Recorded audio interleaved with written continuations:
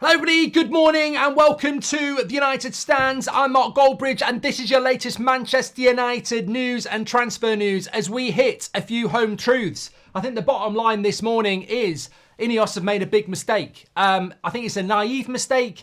Maybe it's what happens when you take over a big football club that you've never run before. But I think, so many things to talk about this morning. But bottom line, we're sending Erik Ten Hag into this season in a worse position than he was last season. Forget the injuries at the start of last season. When you look at the squad, this one is worse.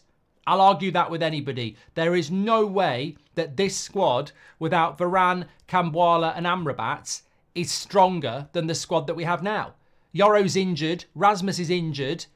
We've lost two centre-backs and we've lost a midfielder. We are factually in a weaker position at the start of this season than we were last year. So I'm sorry, it's not necessarily their fault, although I think some of it is. You've got to look at Inos. You've got to look at it and go, their strategic review that everyone was kissing the arse of was strategically naive. And I think we all know where they've made a big mistake. They've banked on selling players and not realised how impossible that is. Because as Swedish Rumble said, and there's a very good tweets from them that I want to go through in a few minutes, when you look at Manchester United, there's no way they've agreed personal terms with Branthwaite, Mazraoui, De Ligt and Agate for fun. They haven't wasted their time agreeing wages and contracts and agent fees with 4 players for fun and not bought any of them yet. They've done that on the on the prediction that they were going to sell players to allow them to buy them. They can't sell players. And they just haven't realised that. And any sane Manchester United fan would have told Sir Jim Ratcliffe that at the start of the summer before he even bought the football club. So why are we under control of people that are going to bring in best in class and are agreeing personal terms with 4 players, yet they can't buy any of them because they've completely misread the room on just how bad the situation is with the players that we've got at this football club that won't leave? And why are we sending a manager in to a new season in a worse position than the one that the Glazers sent him into a year ago? And if you don't think this is serious, by the way, listen to this quote from the Manchester Evening News this morning. Ten Hag must oversee a drastic improvement in the 24-25 season, and the eyes of the world will be watching after a tumultuous 12 months for the Dutchman. That's in the main Manchester news outlet this morning, piling pressure onto this manager from naive, agenda-driven journalists who will try and stoke up the fire against our manager and our team from day one. So the world is watching as Ten Hag must oversee a drastic improvement. Drastic improvement with a worse squad. I mean, where do they get these idiots from? Clown school. But that's what I mean. That's what I mean. It's this whole put the pressure on from day one without looking at the reality. The reality is we're in a worse position now than we were at the start of last season. And, we can dance around the fire. We can all come up with excuses. But actually, should we have seen it coming? Got a fantastic tweet from Swedish Rumble I want to bring into the show. But let's get straight into the news. But I think we need a few home truths as well. The reality is there's no hiding away anymore. We're playing Man City in 3 days' time. We're halfway through this week where we hoped we'd get 3 here we goes. And what we're actually getting is McTominay deal off, Sancho deal off, Agate deal off, Mazraoui price being increased. Things are getting worse, not getting better at the moment. Now, things can change, but they need to change quickly. Let's start off with some transfer news then. So, Youssef Fofana of Monaco is a Man United target according to multiple outlets now. We obviously had it breaking last night. More and more coming out with it this morning that Man United have held talks with Fofana. So much so that they held talks a couple of weeks ago. I think it was Plettigol said last night that Man United held talks with Fofana 2 weeks ago to sell him the project of Manchester United. No official talks have taken place with Monaco yet around a fee, but Manchester United are in talks with Fofana. Now, if you want a bit of a background on Fofana, 25 years of age, Obviously, he's got a few caps for France, but predominantly Monaco's midfielder. I think there are some misconceptions about him, but what I must say here is, because I think that we do still operate in a world where amateurs have a pop at people and say, I bet you've never seen them play. Apparently, some of us have never seen Agate play, which is incredible, really, when you consider that we tried to sign Agate a year ago from Lisbon, so any Man United fan worth their salt would have done some research on the player, but obviously most people watched Uruguay in the Copa America because they were very, very good, and will have seen Agate playing for PSG at some point. So I think it's fair to say that most of us would know what Agate is about. However, there is no reason to lie. Nobody knows everything about football, and I certainly don't ever want to be one of these hipsters on TikTok who make out that they watch the Portuguese second league and tell you that such and such is going to be a superstar 3 years ago and that superstar is now playing in Iceland. So no, I don't watch everything, and I haven't seen a lot of Fofana. In fact, I don't know whether that's a bad thing, but I don't actually remember anything memorable about Fofana if and when I've watched him. I mean, I must have watched him. I think most of us have probably seen at least every player that's linked to United once or twice by chance or by choice. But I don't know a lot about I don't know a lot about Fofana.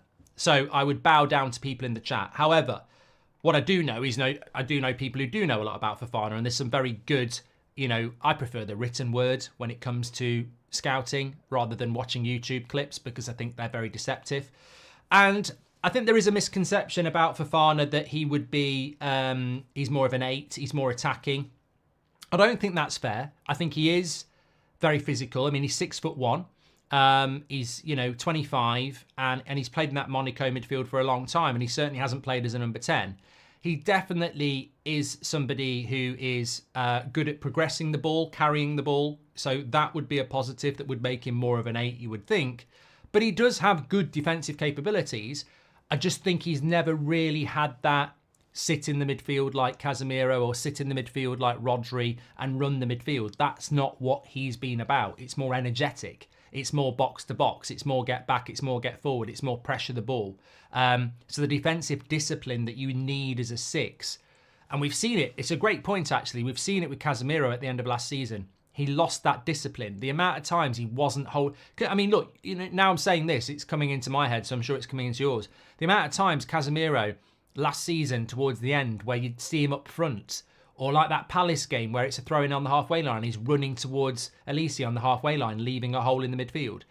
That's probably something that Fofana would lack experience of, is just holding the midfield. So whether you could bring him in, teach him that role, or whether we would even use him in that role is the only question mark I would have. He has got physicality, he has got defensive capabilities, but I would say he lacks the defensive discipline to be a sit there number 6. I think if you played him in a pivot, which is predominantly what he's done at Monaco, that would work quite well. But we've not played a pivot for years. We've always had a holder, a box-to-box and a 10. So I think Fofana would be an interesting signing in the way that, do we need another number 8? No, because you've got McTominay, Mount, Eriksen, Mainu, Bruno can even play there. And do we need a 6? Yes. But if you bring Fofana in, are you going to turn him into a 6, or are you going to play with a double pivot? And I think that's the interesting thing. But we're in talks with him. And what I will say about Fofana is, and I said this yesterday as well, if you tell me we're linked to Sander Berge, I'm going to cry. If you tell me we're only buying Amrabat, I'm going to cry, because I just don't think they're good enough. I don't care if you watch Championship football. I don't care if he was good at Sheffield United and Burnley. Where's the queue for Sander Berge from Liverpool, Man City, Arsenal, Chelsea? There isn't one.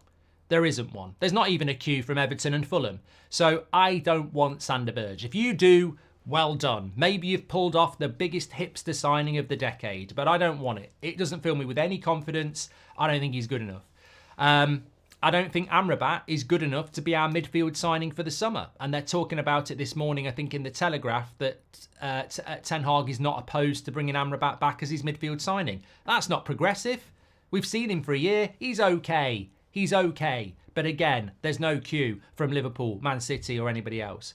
I think Agate was the guy to go for, and maybe that's not looking very good anymore. I thought yesterday it might, but I do worry about the money, which we'll talk about in a moment. But then I look at other options. I think Zubimendi is interesting. I think Gomez at Wolves is interesting. And I think Fofana at Monaco is interesting. I'm not going to say that they are 100% nailed on the right type of player. In fact, where's the queue from Liverpool, Man City and Arsenal again for those three?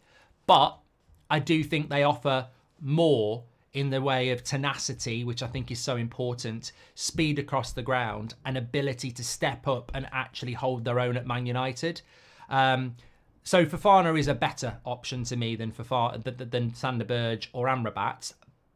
We'll have to just wait and see if we do anything about it. But So says Fofana is short for a DM. He's 6 foot, mate. I don't think he's that short. He's the same size as Agate, so I don't know which Fofana you're thinking about. So yeah, look, I quite like the fact that we are in talks with other players. I think if we're genuinely moving on from Agate, then we must move on.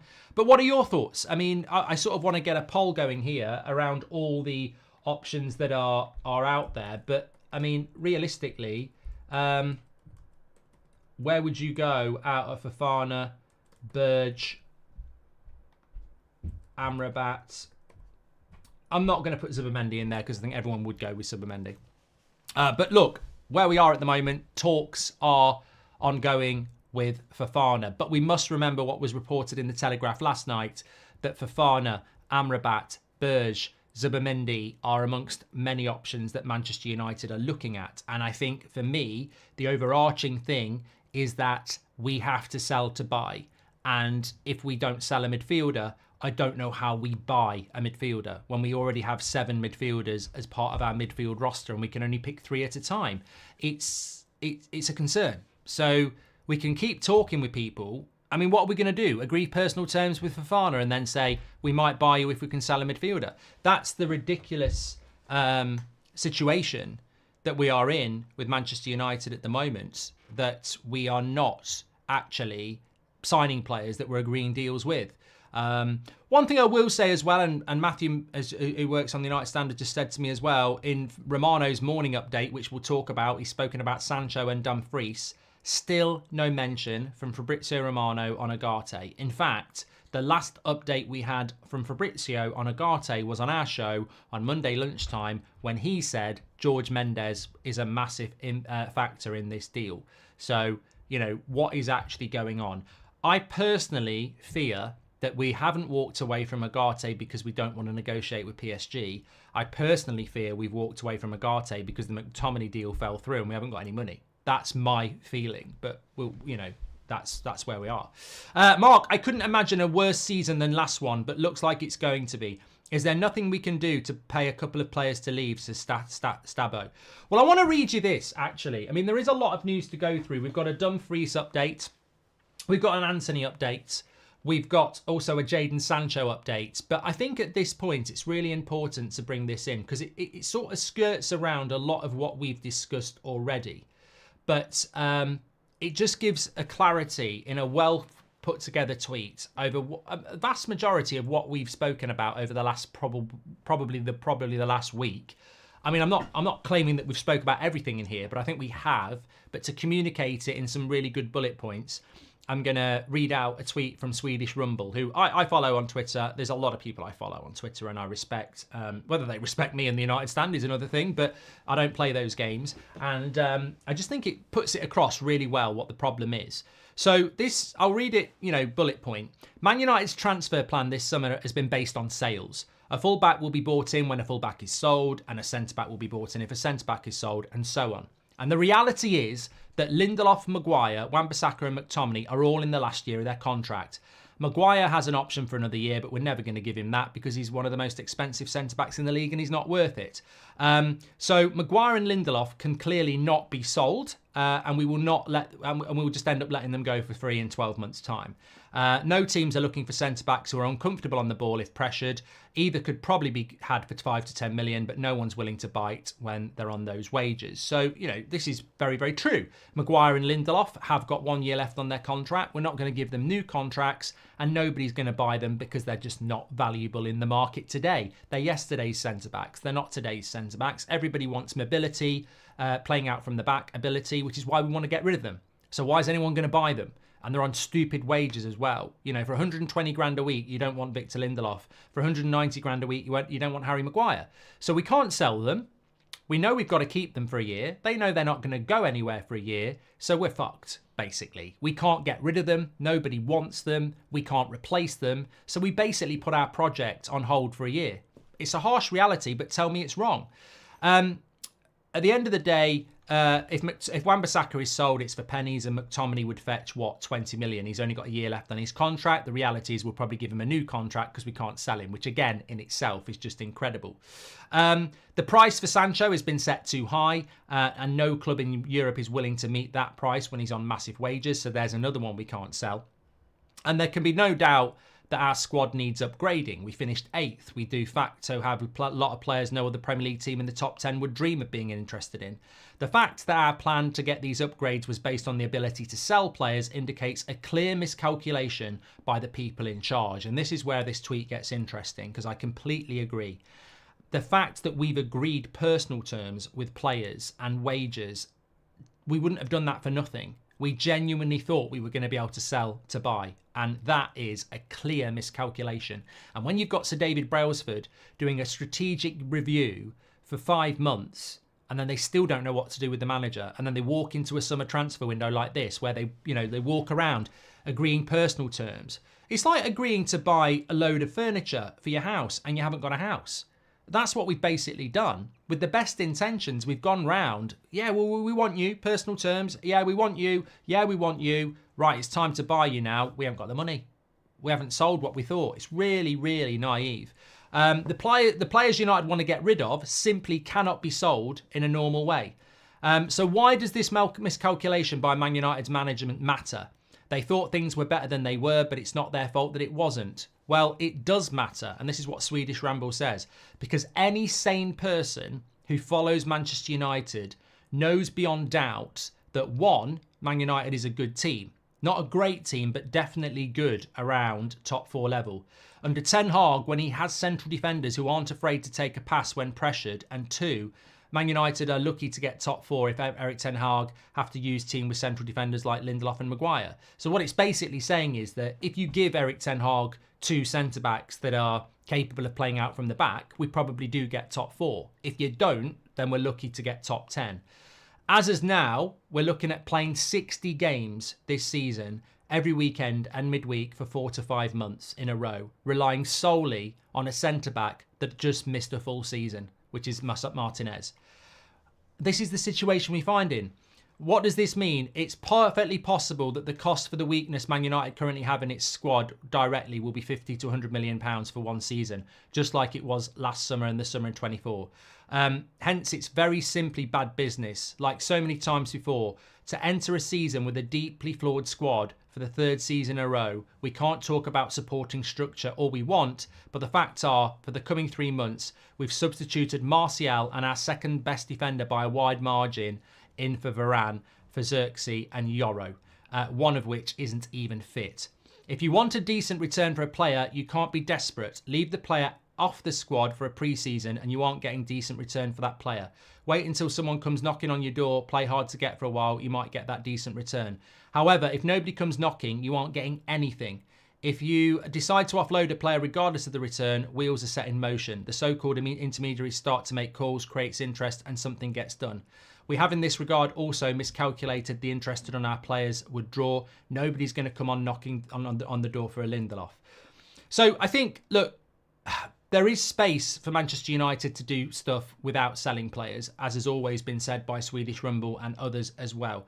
But I think there's a lot of stuff in there that is really, really interesting.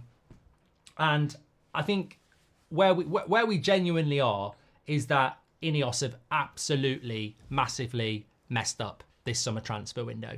Now, you can say that with an angry voice, you can say it with an understanding voice, but they've messed up. They've messed up massively. And we may as well just accept it. I said this last night. From this point, they'll find it very hard to even get a 6 out of 10 for this transfer window, because the season basically starts on Saturday and then it starts on Friday against Fulham. And we're in a worse position than we were at the start of last season. So at what point in your head are you going to go, yeah, they've messed up? They've messed up. There may be ways that they can change it very, very quickly over the next few days and weeks, but they have messed up. And I'm sorry, I'm not screaming and shouting here, but I'm also not scared to say it like some people are. There are people in our fan base that are terrified of saying anything that might even be constructively negative about Ineos, because you can't say anything bad about Ineos, even though it's the Glazers that own Man United. Half the club is owned by the Glazers. Our behaviour over the last few weeks is very Glazer-esque. So we have to start supporting this football club the same we were before Christmas. There has been a leeway. There has been a patience. We are 8 months into Ineos now, and they've messed up this summer transfer window. Now, there may well be legitimate lessons learned, and I think in the future they will probably learn from them. But when I read lines like this in the Manchester Evening News this morning, that Ten Hag must oversee a drastic improvement this season, the world is waiting to pounce on him if it goes wrong, that terrifies me, because it's idiocy from people who just want to start their agenda up no matter what the circumstance. I would say to that outlet and any other outlet and any other critic, how the hell are you starting from day one of this season piling in on the manager if you don't have the most blatant agenda in world football? Do you not support this football club? Do you not understand what's gone wrong this summer? We have agreed personal terms, wages and contracts with 4 players, none of which are wearing a Man United shirt. We have tried to sell 7 players who will probably be starting games for us on Saturday and Friday. We are in a worse position now than we were at the start of last season. And you're going into it saying that Ten Hag must oversee a drastic improvement. The definition of insanity is doing the same thing over and over again and expecting a different outcome. How the hell are we going to see a drastic improvement on last season when we're in a worse position this season? So just be wary of that. Frustration, yes. There's nothing more depressing than going into a new season knowing we're going to struggle, because you want to hope. You want to believe that we might beat, Man City on Saturday, that we might win our first 6 games and be in a title race. But there's a harsh reality here. It's a shit show.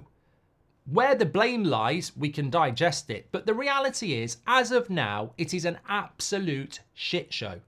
We cannot sell players, so we cannot buy players.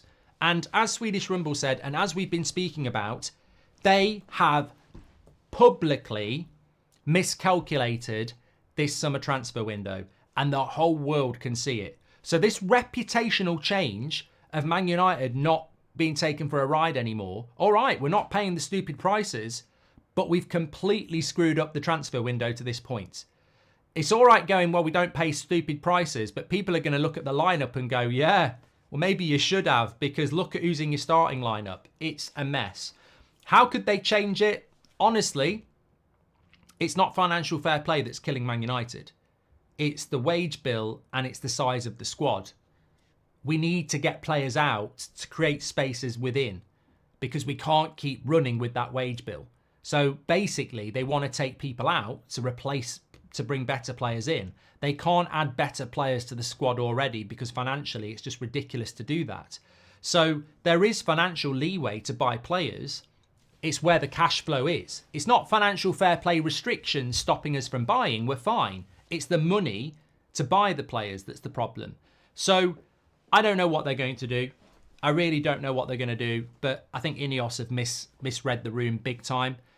They've brought good people in, but has Dan Ashworth been at Man United before? Has Barada been at Man United before? Sir Jim's owned Nice before. He's not owned Manchester United before. He's not operated in the Premier League before. There's a lot of talent there, but there's a lot of learning and there's a lot of mistakes going on, isn't there? So, as I said, you don't agree 4 personal terms and contracts and agent fees with 4 players and then not sign them. You don't do that for fun. They've messed up. They've really messed up. And, where we are today is that Scott McTominay is not going to leave Manchester United and will probably scam another contract. Harry Maguire and Victor Lindelof are not going to leave Manchester United and they're probably going to run their contracts down and get game time. Casemiro is not going to leave Manchester United. Jadon Sancho is not going to leave Manchester United. Christian Eriksen is not going to leave Manchester United. It's depressing. It's depressing because I don't want to get behind those players. Not because I don't like them, but because I know they're not part of the plan. That's the hardest thing. I know, and you know, that Ineos don't want Maguire, Lindelof, McTominay, Sancho, Eriksen, Casemiro. They don't want them. It's obvious they don't want them. They want them gone. Financially, they're a drain and they're old and they're not part of the future. They want them gone. So how do they sell to us those players when we know they want them gone? Like, it's obvious you did. Look at the personal terms they've agreed. Branthwaite and Todibo. Sorry, Branthwaite and De Ligt, personal terms done. That's because you want Maguire and Lindelof gone. You did those terms. Casemiro you want gone because that's why you tried to get Agate. You know, Wan-Bissaka you definitely want gone because you want Mazraoui. Amrabat's waiting to come back because you want to sell McTominay. Like, it's so obvious what you want to do. And Jadon Sancho you don't even need. So, you know, how are we supposed to get excited about the bullshit that Ten Hag's going to feed us in the press conference when we know you're using players that you don't want? And therefore, how can we be successful again when we're using players that we don't want? It's another season going into another season with a manager that's not prepared because he's been ill-advised and set up to fail by a board that's really messed up. Now, the challenge is there. There is still time to turn it around, but how do you turn it around when, you know, you can't bring De Ligt in and Branthwaite in when you've still got Maguire and Lindelof? You can't bring Agate in and Amrabat in when you've still got Casemiro and McTominay. So what do you do? And I think this goes back to what many of you said before, and you're absolutely spot on. And the Swedish Rumble said it on his tweet as well. If people don't want to buy your players, you're not going to sell them by taking them on tour and picking them and putting them in the shop window. You're not going to sell them by playing hard to get if somebody offers low values like Galatasaray did or Fulham did. You know, when people come in with their low value, you've got to grab it because these players are not valuable. They're not modern footballers. People aren't queuing up for them. So you've got to get it out your head that you're putting them in the shop window in pre-season. If these players were good, you'd have a list of clubs wanting them. What Man United need to do is force these players out the door and take what they can get. You might dream of getting 25 million for Maguire. You might dream of getting 15 million for Lindelof. But the reality is you're not going to get it when they've got 1 year left on their contract and they're not modern centre-backs. What you need to do with these players is literally put them up for sale. Don't use them on the tour. Don't use them again in the Community Shield. Make it obvious to those players that they're not going to play and let them and their agents go around where they can and see who wants them and then just basically take what you can get. Get them off the wage bill. I think what Man United are wrongly trying to do is they're thinking, oh, we'll get 25 million for Maguire. We'll get 10 to 15 for Lindelof. We'll get 25 for Wan-Bissaka. We'll get 30 for McTominay. We'll get our money back on Casemiro of about 35. You know, we'll get 40 for Sancho. And there we go. We just raised 200 million quid. We could probably go and buy somebody else now. Nonsense. Misread the room. Total miscalculation. Bottom line is, you need to get players in, no matter what. No matter what, you need to get players in. So, no matter what, you need to get players out. Stop dreaming and get them out the club. And the way to get them out the club is to basically put them on a transfer list and make them know they're on the transfer list. But we're not. We're putting them in the team. We're picking them. We're talking about what great professionals they are. If these players are great professionals and so important and amazing leaders, why are we going to let them go for free next year? If they are so important to Ten Hag, which he will say, and they are such brilliant players and they're so loved around the dressing room, why is it next summer Lindelof and Maguire will leave? Because their wages are stupid. It's bullshit. Call out the bullshit. Simple as that. People are saying, what about selling Rashford? Mate, Rashford's the same as Maguire. He's the same as Casemiro. Nobody wants him. Nobody wants him. Jadon Sancho, news this morning, RMC Sport, PSG don't want Sancho. Nobody wants our players. When are we going to wake up and realise we fucked up big time? Over the last 5 years, we've messed up. We've given stupid contracts to crap players that nobody else wants. And we would be better off writing those fees off now and dealing with the fallout than keeping them and paying them for what, they offer, which is next to nothing. And also, heading into a season where you already know you've got the likes of the Manchester Evening News ready to go in on the manager from minute one. If I was Ten Hag, I'd be saying to Inos, can't you get rid of these players? Because these are the players that are going to stab me in the back the minute things go wrong. These are the players that have already done it to Ollie, some of them. They've done it to Ranić, some of them. They've tried to do it to me. Like, why am I going into a season with this lot who I can't trust on the pitch or off it? Again, mistakes. We are held hostage by the player salaries and other clubs taking the piss in sales and purchases. Only by playing good seasons will we achieve the value United quote for these players now. No change in sight for next year, says DK. We need to do what Motta has done at Juventus. We need to be ruthless again. Thanks as always for the content, says James. Well, look, putting him in the shop window on pre-season tour hasn't worked. It hasn't worked. Holding out for big fees at the end of the August transfer window won't work. Stick him on the transfer window. Take them out the team, let them panic, and they'll find a move somewhere. Because some of these players want to play international football, and they can't play international football if they're not in a Man United matchday squad. I know it's harsh, but Ineos have completely and utterly miscalculated this summer transfer window. Their plan A was to sell players to buy players. They can't sell, so they can't buy. So now they need to move to plan B, and plan B has got to be ruthless. You've just got to sell these players however you can. You've got to force them out of this football club. You don't force players out on 150 grand a week by picking them against Fulham. You give them what they want. They love it at Man United. It's the biggest club in the world. You get all the focus, you get all the money. You've got to play a bit of hard time. What did Mourinho do to Schweinsteiger? It wasn't very nice and it wasn't very deserved, but it worked. Robert McCormack says you can't make excuses for Ten Hag if he picks them. That's a different conversation, Robert, and it's one I don't necessarily disagree with. Is it true Aaron Wan-Bissaka wants a payoff, says Leon? Yeah, spoke about that yesterday, and he's probably entitled to it because he's on 100 grand a week and West Ham can only pay half of that. Ashwath says Ineos should have predicted this and should have scouted the market for which clubs might need these players, approach them and be the salesman, says Ashwath. You know what Ineos should have done? You know what they should have done? And I've not heard anybody say this. What they should have done is not target Yoro for 52, Agate for 50, De Ligt for 50, and Mazraoui for 20. We shouldn't have done it. We've got it completely wrong. If we can't sell these players, but we need to sell them to buy, we shouldn't have been targeting and agreeing personal terms with players of that value. We should have gone cheaper, free transfers, whatever. We've messed up. Every player we want is around 40 to 50 million pounds, which means you need cash flow. And it's totally dependent on selling players. And I'm telling you now, any Man United fan could have told Sir David Brailsford in February, you're going to struggle to sell these players. And here we are in August with a transfer strategy based around paying 40 to 50 million pounds for every player with zero cash flow, because we've done it all on selling players. And what we should have done is, we should have realised we can't sell these players, and therefore we should have looked at people who are a lot cheaper. And yet, people would go, well, you might not get good quality, but at least it's realistic.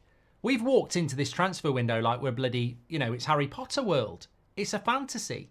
You can't magic people like Agate and De Ligt when you've got people like Casemiro and Maguire on £500,000 a week in wages. We've absolutely messed this up.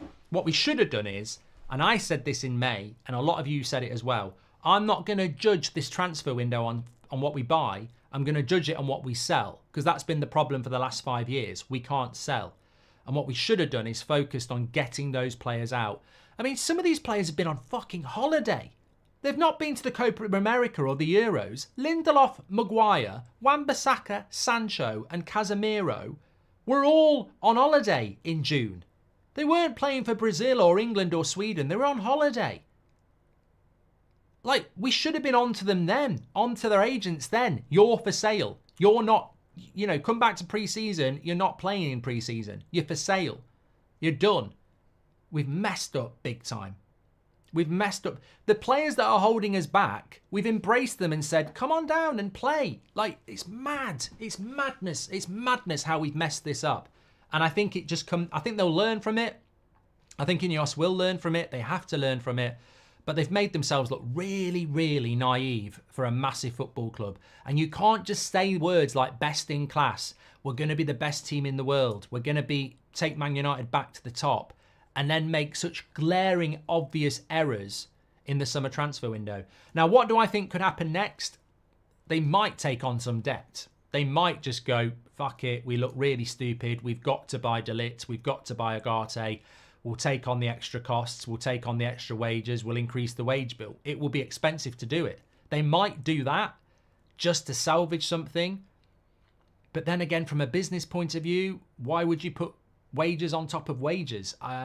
It's going to be very interesting what they do. Fun fact, Fofana is shorter than Lisandro Martinez, says Abdul. Mate, I'm sure Fofana, unless I'm looking at the wrong one, is 6 foot. We looked at this yesterday. Fofana, Yusuf Fofana. 6'1", 1.85 metres. I don't know what you're talking about. Fun fact, you're wrong, Abdul. Mark, why can't we buy De Ligt and Branthwaite if we've still got Lindelof and Harry? You said yourself we've got to be ruthless. Shelve the Deadwoods as your whole. Because you'd be adding 106. You'd be adding about 300 grand a week on your wage bill. We've just sacked a load of people to save money. Good people have been sacked by Man United to save money. And then they're going to add to their wage bill. It's just not a good look. They've sort of backed themselves into a corner, basically. Christian says, Ineos can still invest 90 million for transfers. Do you think they'll bite the bullet and invest, says Christian? Well, they might do, but then they're going to add to the wage bill, which is a bad look. They might do it. I'm not saying they won't do it, but I'm just saying it's not really what they want to do, is it? Ineos have done a lot quietly thus far, even with the Glazers. We finally have competence on the board and better coaching staff. They need patience, says Keeb. Mate, you can come in with your name called Keeb, but it isn't Keeb, is it? It's, look, if you work for Ineos and you're there for a bit of positive PR, it's not going to work. You need to own up to the fact that you've absolutely misread the transfer window. Nobody's saying Ineos out. We're just saying you need to own the fact that you've got it wrong. You've messed up. Like you have. The season starts on Saturday and we're in a worse situation than we were at the start of last season. I'm not making it up. You've misread the room. You've agreed personal terms and contracts with 4 players who aren't here because you thought you could sell players that you can't. Your strategic review is flawed. You know, we'd all love to read that strategic review, but you've got it wrong. You're going to have to own it. The football world knows you've got it wrong. Now what are you going to do to turn it around? Because whatever you do, you can do what the Glazers did 2 years ago. You can find £130 million under your bed and buy Casemiro and Anthony. We've been there before. But if you do that, hello, we've done that before. We've seen United spend a shitload of money at the end of the window in panic. And to be honest, if you do it now, are we technically in panic zone? 3 days before Man City, a week away from Fulham, I'd say we already are in panic zone. And also, if you go and buy De Ligt and Agate for what Bayern and PSG want, why didn't you do it 5 weeks ago? So it's a mess at the moment. It is a mess. Players on their last contract, just terminate them. £50 million straight loss, says Shawshank. United definitely need to learn a hard lesson from this. What's frustrating is this is going to come back on Ten Hag and it shouldn't, says Charles. Can we remember, says Pete Phillips, this is their second window. They tumbled in January too. The only decision they made left us without a left back from January. I think one of the big things for me, and it was in that tweet by Swedish Rumble, is that when Man United have got decent centre-backs, we're a decent side. We've seen it when Varane and Martinez were fit. We were a better side, but we hardly had it last season, did we? I think that is a really important thing. And we have got centre-backs that we're trying to sell who are crap with the ball and not very quick. We are heading into a season with loads of games, and the only centre-back that we've got ready to go who can play the way we want to play is Martinez, who was out for all of last season. I mean, I can't believe... I almost feel that a lot of the United journalists either don't care or are just asleep, because why is it always the fans that have to bring it? Why is it the fans that have to bring this all the time? Are you not scared by the prospect that the only centre-back that we've got who can play out from the back and play a high line is Martinez, and he missed most of last season? And that's at the start of the season. Like, we are one injury away to Martinez from disaster again. And even with Martinez, half of our defence isn't very good. So we are walking into that situation on Saturday. We are walking into it against Fulham. We are not prepared for the start of this season. And we are walking into it with two centre-backs we know the club don't want. Erik Ten Hag, unfortunately, is under immense pressure from the start. He has to somehow get top four. We know what, Patrick? It just reminded me. I was up at 2 o'clock this morning, took the dog out, waiting for it to have a shit, if I'm being honest, and it was taking ages. And it was, I was like, what am I doing up at 2 o'clock in the morning, waiting for a dog to have a shit? And then I started thinking about United and transfers, and I thought, you know what? One of you said it in the chat. I'm sure some of you've even thought it. I genuinely do think we could be on a fast track to Van Nistelrooy being manager by Christmas. I genuinely, I don't know. I don't think Inos are doing it on purpose. Maybe they are. I don't think they are. But I can see it a mile off. A mile off. Bad results because the team's not ready. Player dissent and leaks. Ruud's more liked than Ten Hag. Sack Ten Hag. Ruud Van Nistelrooy is manager at Christmas. I can already see it. It's the most boring script I've seen since the final season of Game of Thrones. I can see it coming a bloody mile off.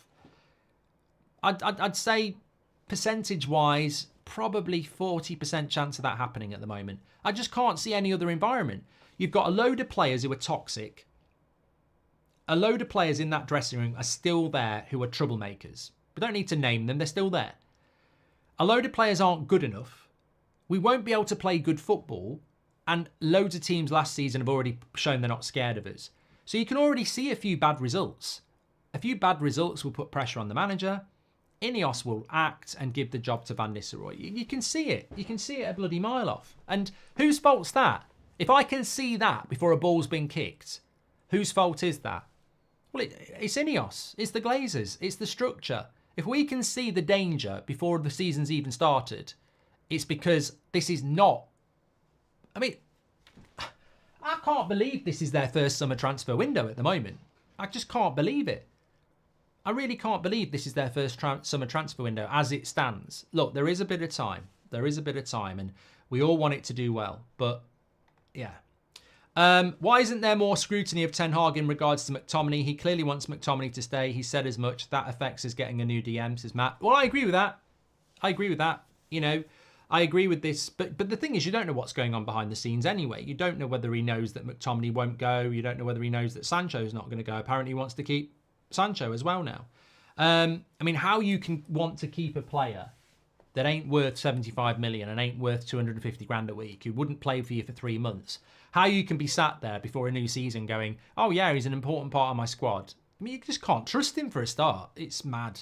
It's mad. Was the strategic review wasting time, says Rory? Well, it was a waste of time. I don't think they genuinely meant to waste time. Reese Gregory says, could you imagine Tuchel meltdowns if we'd got him in with this sham of a transfer window? I feel sorry for Ten Hag, already looking to 25, 26. I think it's a great point from Reese. I think if we'd changed the manager, it would have been even worse. Imagine this being a first summer transfer window for Ineos and a new manager. United want Agate, PSG want Jadon. Could they do a swap? Bob, PSG don't want Jadon. Got to have faith, says Harvey. Edison is also on the list, Mark. I think he beats all midfield options easy, says Aman. I do like Edison at Atalanta, but genuinely, I don't know whether he is on the list at the moment. And also, I don't think we're buying a midfielder at the moment unless it's Amrabat. To quote Sir Jim, we'd rather walk to the right decision than run to the wrong decision. Guess our transfer window will only achieve marginal gains, says John Billing. And but you know what? That statement's a load of bollocks, John. We'd rather walk to the right decision than run to the wrong decision. Well, why did you run to do personal terms with Branthwaite, Agate, De Ligt and Mazraoui then? You've already made your decision. Why haven't you bought them then? You ran to do personal terms and then you walked away from a fee. There's a contradiction, I think. Steve Livingston, welcome to Members Club. Should have kept Camboila and shipped the other two out, says Joe. Yeah, but Camboila had value, mate. Villarreal wanted to pay for him. They saw a good player there. Villarreal wouldn't go anywhere near Lindelof and Maguire. Rabiot and Amrabat would cost chicken feed in year one, says Keel Robinson. Ineos are going to struggle to fix this shit, says random guy. Mark, I couldn't imagine a worse season than last one, but looks like it's going to be. Is there nothing we can do to pay a couple of players to leave, says Stabo. Still can't buy him till we sell, though, says Dan, in relation to Fofana. You definitely have better sources than me, but I cannot find a single article about Euro deal being instalments, but I find Xerxes in 2 seconds, says CRZ. I mean, you've caught me out there a little bit because I don't actually have it in front of me, but you're telling me, I'm pretty sure either Ornstein or Romano said it was instalments. But there's no way, we haven't got £52 million to give to Lil Mate. We paid 15 million over price. Real Madrid were going to pay 35 million. We gave them 52. There's no way that's not been done in instalments. You know, I'd bet any money that we've done that in instalments. I mean, if I had the link, I'd give it you. But there's no way we've paid £15 million over value. We didn't need to. So we could have we could have paid 42. I'd take Alvarez. Really like him as a player, says Joe. Well, we can't afford him. Mark, we can't have another write-off season. Delict is a must at this point. Do we swallow our pride and give in to high prices, says Ricky. Congratulations on the book. Good listen so far, says Jocks AB. Thank you very much. People expect a top 4 finish with a lesser team. Man City Community Shield match scares me, says Oki. Fabrizio has promised me a birthday. Here we go, says Robert McCormack. And the systematic issues with the club are still present, says Patrick Lynch. The reality of how much damage the Glazers have done is really at the forefront now. Player power is more evident than ever. The club handcuffed by inability to sell. There you go. That's from Patrick Lynch as well. What happened to the proceeds of the Mason Greenwood transfer? Understand we did our previous transfers with instalments. How much can we spend this summer? I don't know. I mean, I don't have access to what we can spend, mate. But I think fundamentally what you've got to consider is that we don't want to buy players and add to the wage bill. If you buy a midfielder, you've already got 7 there. You're just adding to a very expensive wage bill. If you buy another centre-back, we've already got 5 centre-backs. Lindelof, Maguire, Yoro, Martinez, Evans, and another centre-back. I think that's the thing that Ineos don't want to do, is they don't want... I think they can find the money to buy players, and I think they can find the money to pay those wages, but they don't want to add to what they've got because they look bad as a business, because they're increasing the wage bill and they want to decrease the wage bill. They've sacked a load of people within the club and then they increase the wage bill on players. It's just not what they want to do from a business model. I think that's the thing. I think we can find the money to buy players, but I don't think they want to do it because they don't want to increase the wage bill. I think that's what it's all about. You're going to have to write another book. Get out, says Sid. Dog takes a dump. Mark thinks of Man United, says Leon. I didn't say it took a dump. Seymour says, I believe Ineos hoped the players would force the move, but they miscalculated. Seymour, absolutely spot on. I think Ineos may have thought Casemiro clearly wants to go. He'll force a move to Saudi. I think they may have thought Maguire's lost his England place. He'll force a move. They may have thought Lindelof won't want to be a backup player when he wants to play for Sweden. They may have thought McTominay might want to go and play first team football because he won't be playing it here. But what they didn't realise is Man United's players over the last 10 years are a different breed. They're not ambitious. They're not. A normal player would think, I want to go and play. I want to win my place back for Brazil or England or whatever. But this lot won't do it because they think they can do it at Man United, even though they're in the minority. 62% of you would take Fofana over Berg and Amrabat. That's quite a lot. Both our signings are replacement signings. All the deadwood's still here. De Ligt Saga instead of De Jong. What has really changed? Says Hosni. Thank you very much. At the moment, the recipe Ineos are cooking up suits the Ten Hag outers. Either way, take a loss on players or we take a loss on the field. And Eric Ten Hag has been let down again, says Lee. Ineos took it for granted that sales would happen. Expect the same sort of season as last year. Season written off already and it's not looking good. Look, I'm not writing off the season, Akil. I still think we can get top 4. I still think there's time to change things around. But I think, you know, sometimes, I said this last night, the Man City game on Saturday, if we get beat, could be quite a good thing. It could be quite a good thing because it will be a real harsh reminder of just how far away we are. The worst thing would be to wipe the floor with Man City 3 or 4-0. Then people would go, we're fine, when we're not. So that's there. But also I think people are waking up to the reality now. The honeymoon is over. I don't like saying it because I literally 3 days ago, I was saying this is the week. Let's get Agate, De Ligt and Mazraoui in. Let's get McTominay and Wan-Bissaka and Sancho out. And what a week that would be for Ineos. So let's not pretend that the United fan base is being negative. On Sunday night, we were talking about a whirlwind week where Ineos could really hammer home what change is all about. 3 in, 3 out, let's go. Unfortunately, halfway through the week, it's none in and those players aren't leaving.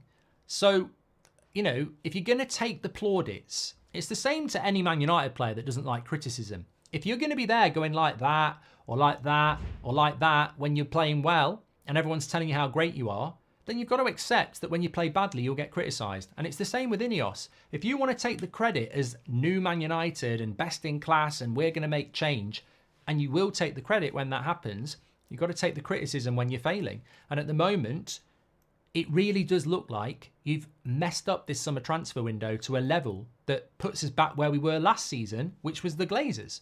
At the moment, you are no better than the Glazers in relation to a summer transfer window.